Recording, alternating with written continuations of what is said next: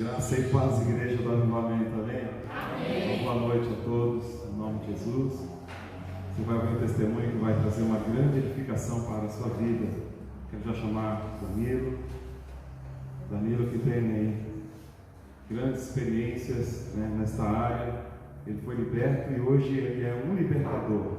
Deus tem usado ele para levar esse evangelho que transforma a outras pessoas que estão sofrendo com o mesmo problema que ele sofreu. Então vamos orar por ele. Estenda suas mãos para cá. Amém. Pai, em nome do Senhor Jesus, oramos pela vida do irmão Danilo, Deus. Use o teu filho na unção e no poder do teu Espírito, e que esta palavra, Senhor, ao chegar nos ouvidos das pessoas, meu Deus, aqueles que estão aqui e aqueles que estarão assistindo pela internet, sejam impactados, resgatados para a glória e honra do nome de Jesus. Amém. Graças a Deus. Aplauda o Senhor.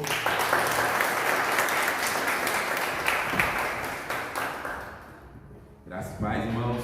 Amém. Boa noite, todo mundo feliz? Glória a Deus. Dia maravilhoso que Deus preparou pra gente, né? Um dia gostoso, gente. Ó, pensa, daqui a pouco vai todo mundo pra casa, abençoado, cheio da unção. Vai pegar um cobertorzinho quentinho, vai estar na boa cama, né? Isso é um privilégio que a gente tem, né? Deus nos dá esse privilégio, né? A gente tem que glorificar e agradecer a Deus por esse privilégio. Amém? Amém. Irmãos, eu queria convidá-los aí a abrir a palavra de Deus em Mateus. Mateus, capítulo 13.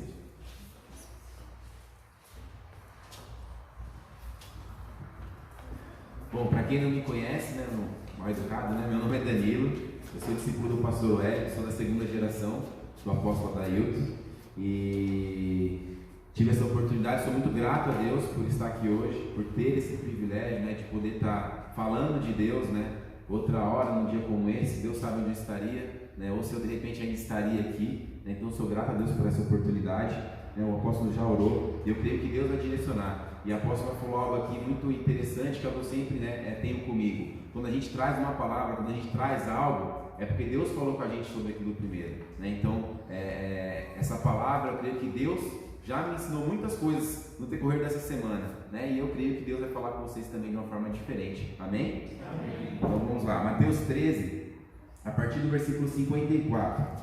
E chegando à sua pátria, ensinava-os na sinagoga deles, de sorte que se maravilhavam e diziam: de onde vem a sabedoria e estas maravilhas? Não é este o filho do carpinteiro?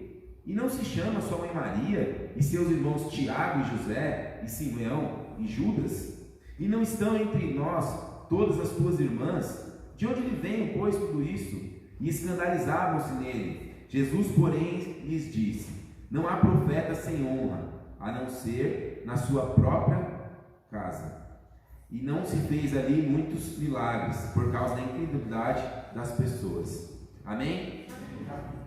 Vamos orar, irmãos. Vamos dizer: Senhor, obrigado, Pai. Obrigado, Senhor, por este privilégio, Pai. Obrigado pela sua palavra, Senhor.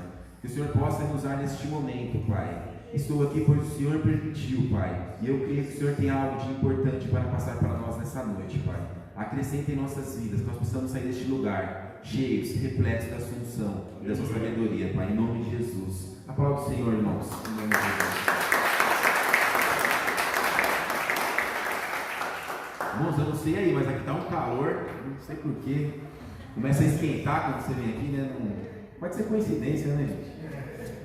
Mas vamos lá. Irmãos, a familiaridade traz a incredulidade. Vou aprendendo a falar isso. A familiaridade traz a incredulidade.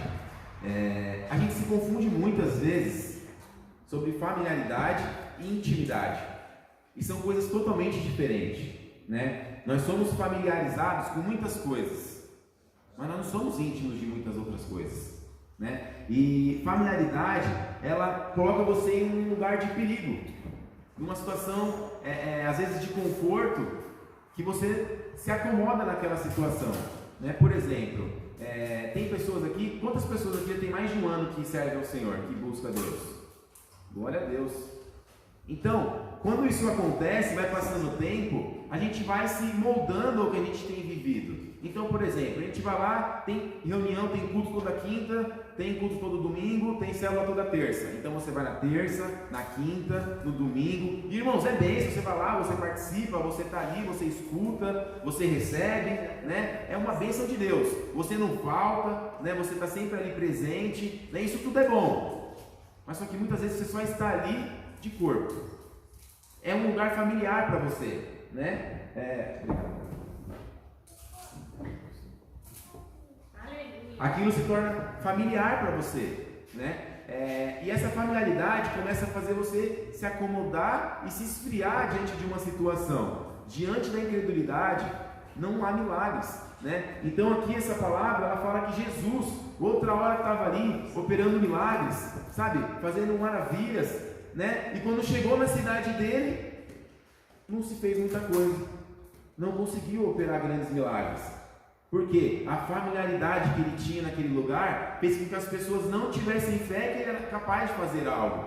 E isso é muito grave, porque trazendo para cá, às vezes nós estamos num lugar que nós temos pessoas abençoadas, pessoas preparadas, pessoas que têm uma grande unção, e a gente não consegue receber aquilo porque, é o João, irmão de fulano, amigo de ciclano, o que ele vai fazer na minha vida?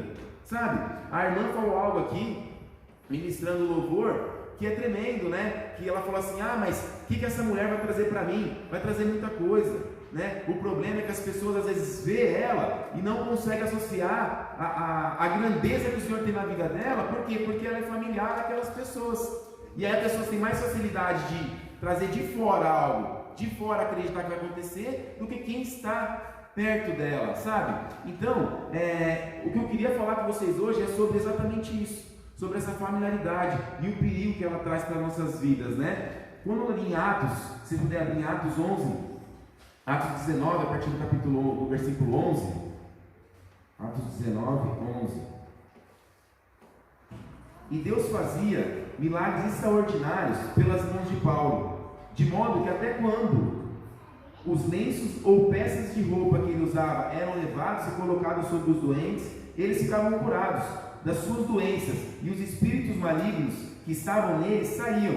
Então um grupo de judeus viajantes que iam ali em um lugar expulsando espíritos imundos tentou usar o nome do Senhor Jesus, dizendo: em nome de Jesus, a quem Paulo prega, este lhe ordeno que saiam. Quem estava fazendo isso eram os 7 filhos de Sevá, um dos sacerdotes principais dos judeus. Mas quando eles tentaram isso com um homem dominado por um espírito imundo, o espírito respondeu: eu conheço Jesus, eu conheço a Paulo, mas quem são vocês? Irmãos, essa palavra ela é muito forte, porque às vezes nós estamos presentes, mas não fazemos parte, sabe? Então, não assista, faça parte do que você está presente, do que está acontecendo. Não seja só mais um neste lugar, sabe? Seja a diferença, não seja o homem, seja aquele homem. Sabe, faça, deixa que Deus te use, deixa que Deus te transforme, sabe, muitas vezes a gente quer usar de carteirada, bater carteirada no reino do Senhor e não funciona, né? Eu lembro de uma situação, eu vou falar um pouquinho de algumas coisas aqui. Eu lembro de uma situação, há uns 15 anos atrás mais ou menos, eu estava num lugar, numa praça com alguns amigos, e um amigo meu lá pegou e estava enrolando lá um baseado, né? E coisa de moleque, ali sabe, coisa bem infantil, e do lado da polícia nós estávamos tão bêbados, tão desnorteados ali, que nós nem percebemos que tinha aquelas varetinhas da polícia militar atrás da cadeira que nós estávamos sentados. E aí quando ele pegou, fez aquilo, o cara já na hora chegou ali e falou: aí também exagero, do nosso lado, né, que é isso? E aí ali já meio bem, eu falei: não, mas não é nada, isso é besteira, joga fora. E aí o amigo que estava comigo foi um pouco mais nervoso, falou umas besteiras policial. Aí o cara falou: vocês são folgados? Então calma aí. Levou nós dois para a delegacia. Eu falei: agora ficou bom, né? Aí colocou nós na viatura, levou nós para a delegacia. E chegando na delegacia, no caminho da delegacia, houve ali uma discussão e ele deu um tapa no amigo.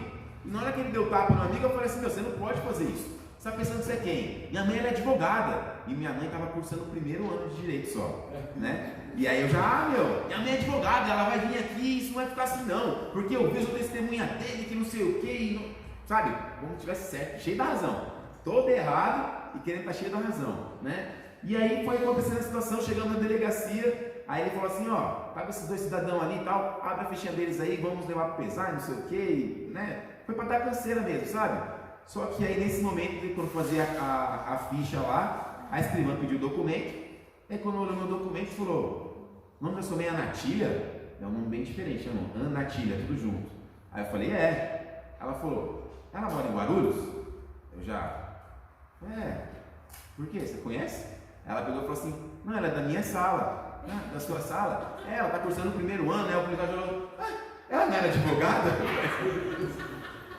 Irmãos, na hora eu peguei ele, foi um misto de um sentimento de desespero, ao mesmo tempo de vergonha, né? E o policial, tipo, rindo da minha cara ali, ela, sabe? Então, assim, eu quis usar de uma situação que, né, eu quis usar uma coisa que nem acontecia, né? E eu contei esse exemplo, assim, por quê? Porque às vezes nós estamos aqui no reino de Deus, nós buscamos o Senhor, nós estamos aqui toda semana, recebendo a palavra, sendo ministrado, sabe? E quando precisa de você, de repente você fala, olha, tem alguém passando mal aqui, você já ora por ele. Aí você chega lá e, o nome do apóstolo lá, que fala Jesus, você vai ser curado.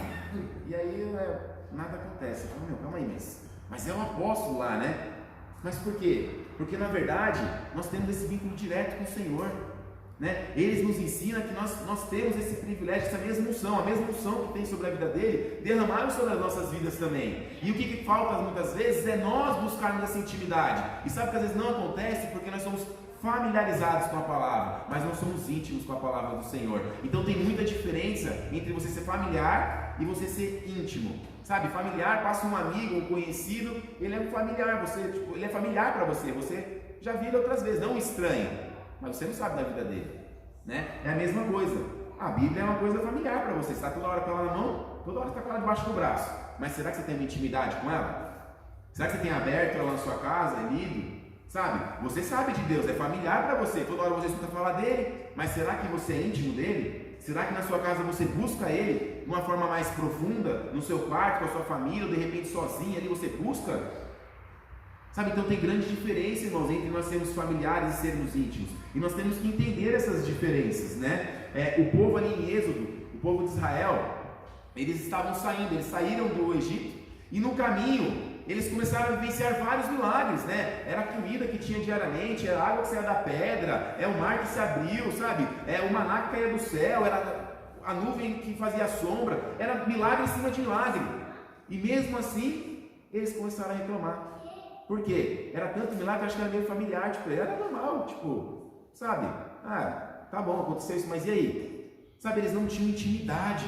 Eles não buscavam essa intimidade, sabe? Eles não eram gratos ao que eles estavam vendo, sabe? Nós recebemos tantas coisas e às vezes não conseguimos nem chegar e agradecer ao Senhor, sabe? Nós temos pessoas acima da gente, líderes acima da gente, que nos ensinam muitas coisas, são pessoas abençoadas, pessoas preparadas pelo reino, sabe? Que nos ministram, que nos ensinam, que nos preparam, e muitas vezes a gente fica por ali mesmo, saiu da igreja, não lembra nem que foi ministrado, sabe? Eu creio que aqui é diferente. Sabe, nós estamos diante de pessoas aqui que buscam o Senhor, que servem ao Senhor, que amam o Senhor, que são íntimos do Senhor. Mas é uma advertência que Deus nos dá, que nos ensina. Sabe, se Jesus ali, diante de tantos milagres, as pessoas eram incrédulas diante dele. Por quê? Porque conheciam eles. Sabe, irmãos, isso é uma coisa muito séria.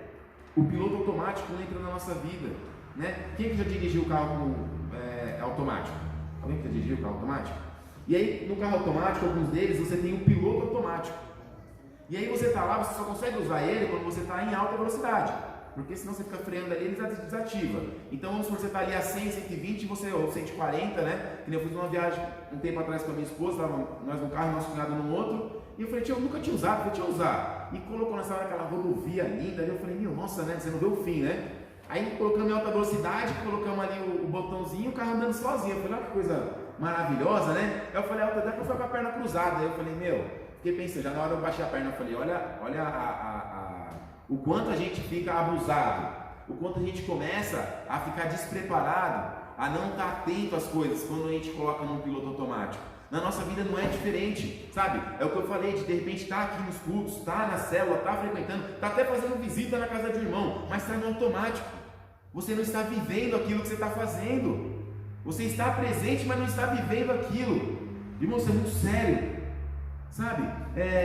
Diante dessas coisas assim, eu passei por algo na minha vida, eu fiz uso de algumas substâncias, né? Já experimentei um pouquinho de cada, não me alegro disso, né? Mas passei por isso, né? Usei muita cocaína, né? Fumei, bebia, né? Experimentei do crack também, então foi coisas que me fez perder muitas coisas, me destruiu muito, sabe? Me colocou muito para baixo, me fez me afastar de muitas pessoas boas, né? E eu fui passando os anos, irmão, só fui perdendo mais coisas, me afastando de pessoas que me amavam, machucando pessoas que estavam próximas de mim. E isso durou anos na minha vida, sabe? E eu sempre tive o sonho de ter uma família, de casar, de ter filhos, sabe? E eu consegui uma esposa maravilhosa, mesmo diante do vício. Deus ainda me agraciou com uma boa mulher, e mesmo assim eu não estava dando valor. E aí eu comecei a fazer o quê? Eu comecei a falar que ela era doente.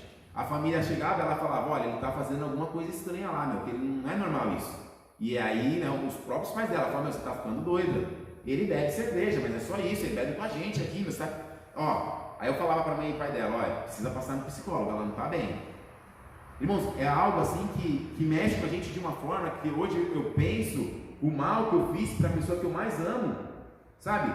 O que será que eu posso fazer para reverter isso um dia, sabe?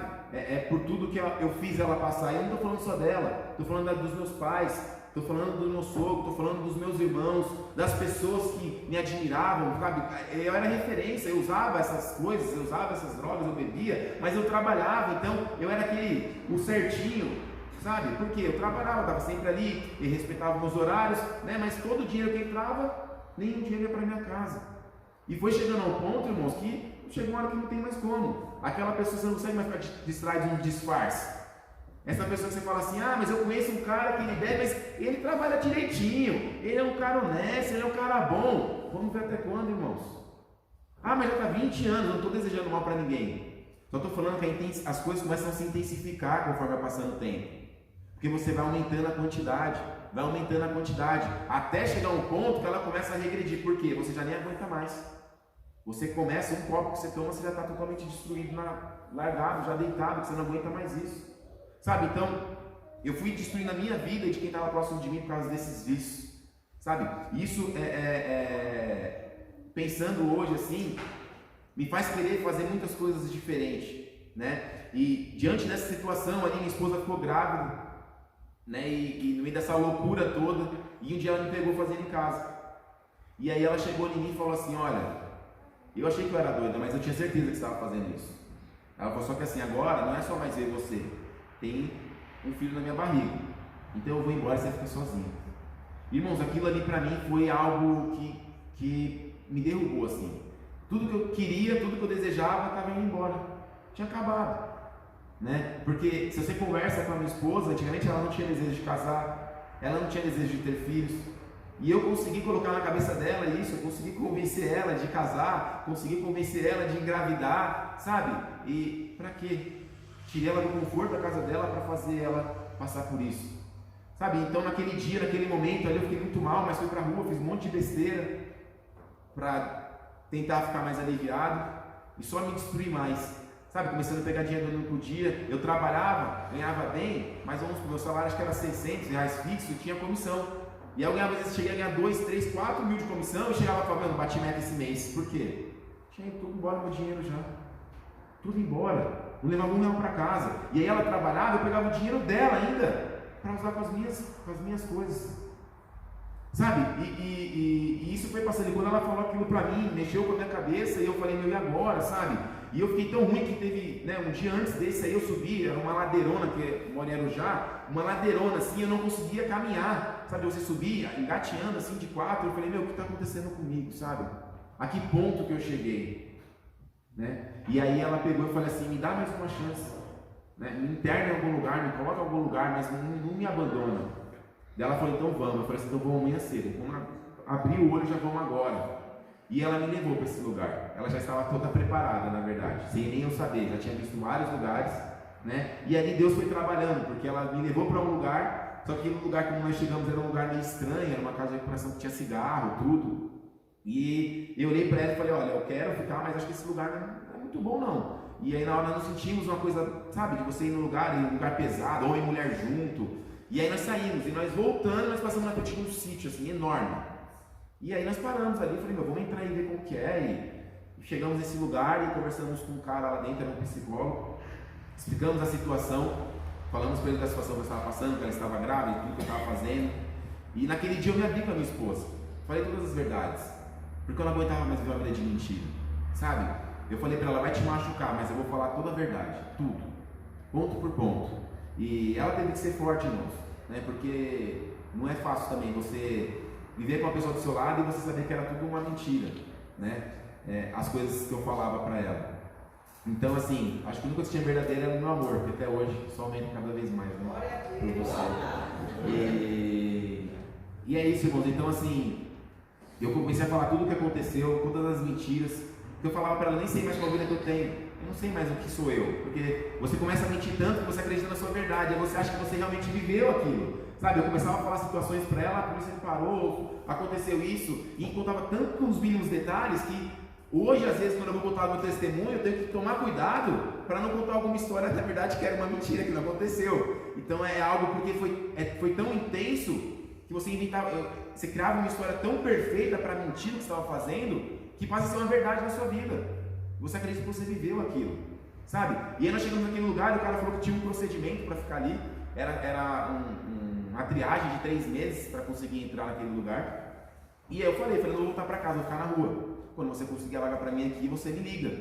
E aí ele falou, não, você vai voltar. Eu falei, não vou voltar para casa, para quê? Para ficar decepcionando, para ficar, sabe? Eu não vou ficar usando do mesmo jeito, não estou conseguindo mais. E o cara falou, não faz isso. Eu falei, vou ficar na rua, se você conseguir, amém. Se eu não conseguir, eu estou aqui na rua também. E não fique se sentindo culpado. E a minha esposa, triste, mal, foi embora para casa, me deixou lá, ainda deixou com um pouquinho de dinheiro, né? Aí adivinha o que eu fiz com o dinheiro, em menos de 10 minutos. Né? Arrumei um lugar que vendia, comprei tudo de coisa errada de novo. E fui para um buraco lá que tinha lá no canto, lá ali em Suzano. E rapidinho eu tava, não sei nem doido o nome, é mais que doido, sabe? E aquilo ali de novo foi passando, eu falei, de novo nessa situação. Né? E para minha surpresa, o homem me ligou, o psicólogo falou assim, olha, falei com o diretor, falei com não sei quem, e ele vai abrir uma exceção, mas você tem que vir para cá agora. Eu falei, agora eu não posso. Eu falei, não, você tem que vir agora. Eu falei, eu não consigo. E aí na mesma hora que eu tô com o meu telefone em cima da dele, a minha esposa. Olha, ele ligou pra mim, falou que o cigarro tem que te buscar agora, onde você tá? Eu falei, meu Deus do céu, lá vem ela, vai me ver desse jeito, né? E mais uma vez, outra decepção. Mas ela foi lá, me buscou, me levou para esse lugar. Nós chegamos lá e falou que ia ficar 9 meses. 9 meses naquele lugar. E aquilo me derrubou. Eu falei, poxa, eu estava preparado para uns 3 meses, né? 4, 9 meses. E eu falei, meu sonho era ver meu filho nascer, sabe, acompanhar a gravidez da minha esposa, poder ir nas consultas dela. E, poxa, ele falou assim, mas pra quê? Pra você ficar usando droga na rua? Você não vai estar preparado, então você vai ficar aqui dentro. Então pode chorar, não tem problema, chorar é bom, mas você vai ficar aqui dentro, uns 9 meses. E se tiver de bom comportamento, com 2 meses ela vem te ver. Eu já fiquei com aquele sentimento, falei, poxa, sabe, aí eu olhei pra cara dela, assim, os dois chorando, né? E eu falei, não, eu vou ficar aqui, mas eu vou sair bom, vou sair como um novo homem desse lugar. E irmãos, olha que interessante, este lugar é uma casa católica, e só que esse psicólogo, ele era evangélico, o que me abriu essa vaga lá. E como ele que tomava conta da casa, tinha missa uma vez por semana lá, num domingo. Então ia o padre da casa lá e fazia a missa, né? E eu fui criado na igreja católica, eu fiz catequese, fiz crisma, minha mãe até hoje ela ainda vai. Eu fui criado na igreja católica, então eu era familiarizado com Deus, mas eu não tinha intimidade nenhuma com Deus, né? Olha o risco, né? Então eu tinha familiaridade com o que era Deus, isso assim, mas intimidade zero, né? E aí naquele lugar, todo dia de manhã, primeiro dia já assim, quando acordou, ele pegou o violãozinho ali e tocava, ele ficava num partido com nós todos, tocando aquela música da essência da adoração. Estou voltando à essência da adoração. Não vou cantar porque eu canto mal, mas é esse louvor aí. E todo dia ele cantava aquilo, e era 6 horas da manhã.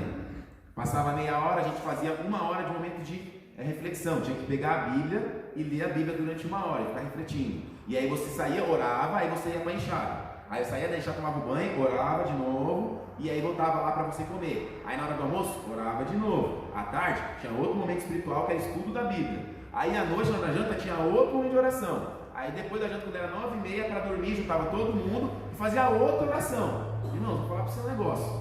E aí domingo o padre lá fazia a reza. Então assim, mas era tudo em cima da palavra de Deus, e tinha a missa no domingo, mas todo dia tinha aquele fôlego da palavra, aquele fôlego, sabe, aquele combustível ali sendo injetado, e eu falava, meu Deus, né? E para vocês verem como é algo de Deus mesmo, porque o lugar era um lugar católico, mas a pessoa que estava ali cuidando da gente era um evangélico, e ele cuidou com muito amor, com muito carinho, e ele foi doutrinando ali, e naquele momento eu comecei a criar uma intimidade com Deus. A familiaridade foi ficando um pouco de lado para a intimidade entrar em ação. E aquilo foi transformando a minha vida. Porque eu comecei a olhar as coisas que eu fazia e falei, meu, por que eu estou fazendo isso? E aí um dia ele falou da cruz de Cristo. Ai, irmãos, aquilo acabou comigo.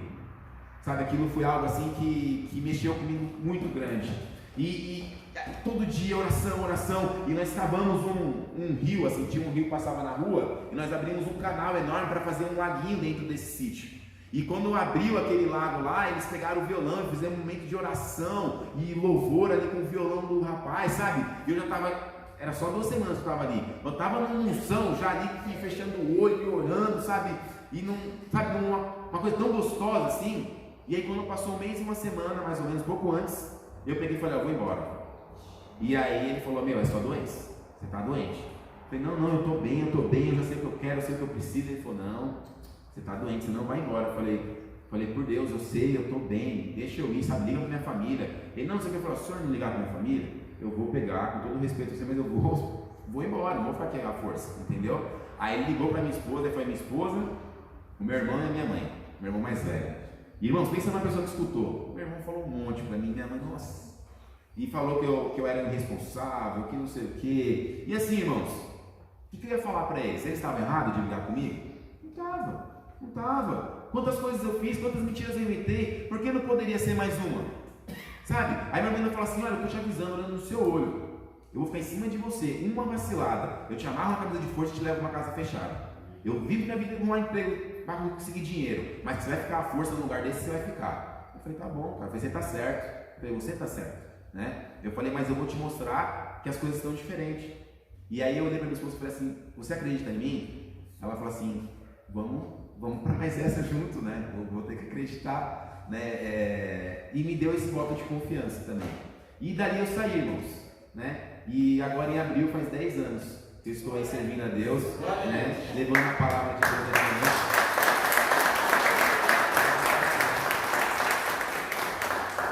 E eu costumo dizer assim, irmãos, que Deus ele é maravilhoso, né? Porque eu precisava era dele. E quando eu saí dali, eu falei para minha esposa, eu falei, olha, eu preciso só de Deus. Eu não preciso ficar preso aqui num lugar desse. Foi bom para mim? Foi. Glória a Deus para aquele lugar, para aquela porta que se abriu. Sabe, mas o que eu precisava aprender aqui, eu já aprendi, que é ter intimidade com Deus. Então eu preciso ir para a igreja. Aí eles vão falar assim, mas igreja não salva, é Deus. Mas só que pra gente, quem tem problema com vício, a gente precisa dentro da igreja. A gente precisa se envolver com as coisas. Quando a gente se envolve com as coisas, a gente esquece essas outras coisas do mundo, sabe? Agora se você está aí, não, mas a igreja não vai mudar, de casa eu busco Deus. Então vai lá, tentar largar o vício da sua casa, ler a Bíblia da sua casa sem nem buscar a igreja, ver se você consegue. Isso é conversa, irmãos. Isso não existe. Isso não dá. Para quem tem algo assim, principalmente, eu falo pela experiência que eu tive e por pessoas que a gente convive, né? Hoje a gente faz um trabalho lá em Guarulhos com pessoas que sofrem com vícios, com pessoas que estão tentando se libertar dos vícios. Então toda segunda-feira a gente se reúne, a gente fala um pouco sobre o que a gente passa na nossa semana, sobre as dificuldades que a gente enfrenta, a gente deixa as pessoas desabafar, sabe? Para ficar um pouco mais leve durante a semana, fala de Deus, que é o mais importante, faz uma oração ali, sabe? E vida que segue, toda segunda-feira. Por que isso? Porque Deus me deu uma oportunidade. E eu estou aqui porque Ele permitiu que eu tivesse. Então eu tenho que dar continuidade ao que Ele me pediu. Sabe? Não é à toa que Deus colocou vocês aqui hoje. Não é por acaso vocês estão aqui hoje. Deus tem um propósito para cada um nesse lugar. Sabe, irmãos? Nada é por acaso. Eu lembro que quando eu saí daquele lugar, na primeira semana, nós íamos para uma outra igreja, do lado da CB, um pouquinho para baixo. E tinha um culto lá de quarta-feira. Só que só ia 2 pessoas. Era um pastor, um obreiro. E aí eu comecei, queria ir todos os dias, e na quarta-feira ninguém ia, eu ia. E era um culto que eles abriam o culto, colocavam uma música no som mesmo, um louvor, e aí ajoelhava cada um no seu lugar e era 1 hora orando. Era um culto de intercessão. Eu falei, tudo que eu preciso, buscar intimidade com Deus. E irmãos, para você ver, eu saí daquele lugar, o culto acabou de quarta-feira, não tem mais. Mas para você, Deus, Ele faz as coisas no tempo certo. Tudo tem um tempo perfeito, sabe? Por isso que eu falo, não é por acaso que a gente está aqui. Não é à toa, mas por que hoje? Por que eu vim aqui hoje? Por que só hoje que vocês estão aqui de repente? Sabe? Por que essa igreja abriu agora? Por quê? Por que não foi antes? Porque Deus estava preparando outras coisas primeiro. Para quando começasse, Ele sabia o trabalho que Ele tem em cada lugar. Ele sabe o tempo certo para resgatar cada vida. Sabe? Mas a gente tem que tomar a nossa atitude também. A gente tem que fazer a nossa parte também. Porque Deus, Ele é educado, né? Ele bate a porta lá, né? Mas e você, será que está abrindo seu coração para Ele, fazer morada, para que você seja cheio dEle, que você possa levar esse amor de Deus adiante? Sabe, Deus, Ele é maravilhoso, da mesma forma que Ele transformou a minha vida, eu creio que Ele pode transformar de qualquer um neste lugar. Se você de repente tem algum irmão, algum parente, sabe, mãe, pai, ou marido, esposa, filho, que de repente está preso no vício, não desacredita, irmão, não desiste. Para Deus nada é impossível. Para Deus nada é impossível. Sabe, de repente você está vendo ele naquela situação e você às vezes não chega nem no apóstolo, vamos lá para você orar por ele, me ajuda. Sabe por quê? Porque às vezes você é tão familiar do apóstolo já, que você fala, mas o apóstolo é o apóstolo, ele vai lá orar, vai mudar o quê? Ai, irmãos, você não sabe a unção que vocês estão deixando de lado. Você sabe o privilégio que vocês têm. Sabe, nós somos, falo vocês, mas nós somos privilegiados.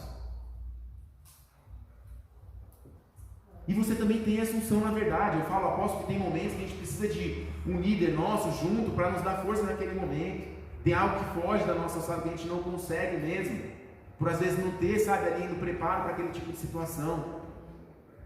Mas aqui é visão de reino, sabe? Você tem pessoas preparadas para te ajudar nisso. Então se você está precisando de ajuda, se alguém da sua família está precisando de ajuda, sabe, nos procura. Vamos ajudar essas pessoas. Vamos acreditar que elas podem ser melhores. Ah, mas não tem mais jeito, ele está largado. Tem jeito, irmão.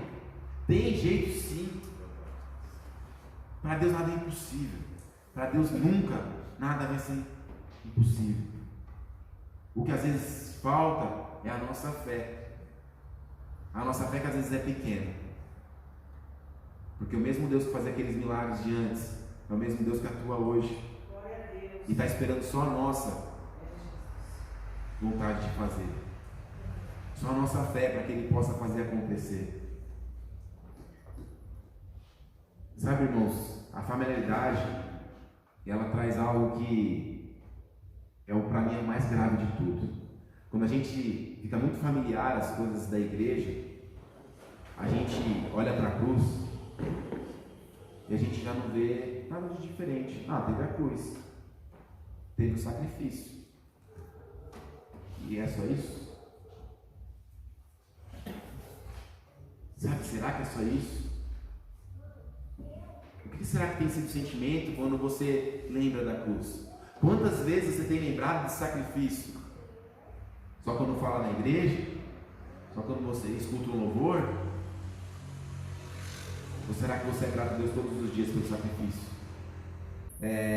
Uma coisa importante que aconteceu, né, quando a gente saiu de lá, eu mudei tudo, né? O meu dia a dia, o que eu fazia, né? Eu tinha um trabalho bom, como eu falei para vocês, eu não ganhava mal, né? Se você pegar aí há 11 anos atrás, você ganhar 2, 3 mil, um pouco mais, não era um salário ruim, né?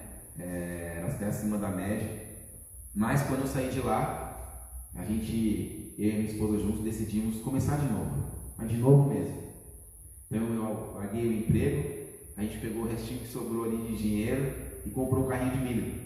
E falou, vamos começar do zero. E aí a gente começou. Eu nunca esqueço, que é algo também que marcou muito, que é por isso que eu falo que a fidelidade ela também é algo muito crucial e importante na nossa vida, porque não adiantava eu querer pensar no dinheiro e não pensar na minha vida. E muitas vezes quando a pessoa quer se libertar de algo, ela fala, mas para mim fazer isso eu vou ter que largar meu emprego. Irmãos, o que é um emprego perto da sua vida, perto da sua salvação? Deus pode fazer muito mais. Não se prenda nessas coisas. Se tem algo que está te prendendo e você ter, sabe, essa intimidade com Deus, você se libertar disso, irmão, se desprenda, sabe, toma atitude, mude, né? Porque nós fomos lá, peguei o carrinho de milho, fui conversar no mercado, para ver se eu podia vender milho na frente do mercado. E como Deus é bom, né? Porque quando eu cheguei no mercado, eles falaram assim pra mim, né, que antes tinha um cara que vendia CDs lá, CD pirata lá na frente lá, né, e tirou porque tava dando problema, então eles falaram que não ia colocar mais ninguém. E aí eu conversei e falei, bom, não queria problema, só querendo uma oportunidade, falei, mas não tem problema, né, não tem problema, se não pode, não pode. Aí eu fui saindo, aí o cara foi lá e me chamou, falou, vamos fazer assim? Pode colocar lá. Se alguém perguntar quanto você está pagando, só não fala nada, fala assim, olha, relação ao valor, fala com o cara lá do mercado, só para não me prejudicar. Eu falei, tá bom. E aí ele me liberou, e ainda mais, eu ia todo dia pegar o carrinho e levar lá para minha casa, que é longe do mercado. E aí ele pegou e falou assim, ó, em relação ao carrinho, se você quiser, guarda ali, ó, tem torneira, você pode lavar ali dentro também e tal. Eu falei, nossa, meu filho, glória a Deus por isso, né? Porque para chegar carrinho lá, eu vou falar para você, carrinho cheio de água, com uns milho dentro, com uns negócios de cortar tudo.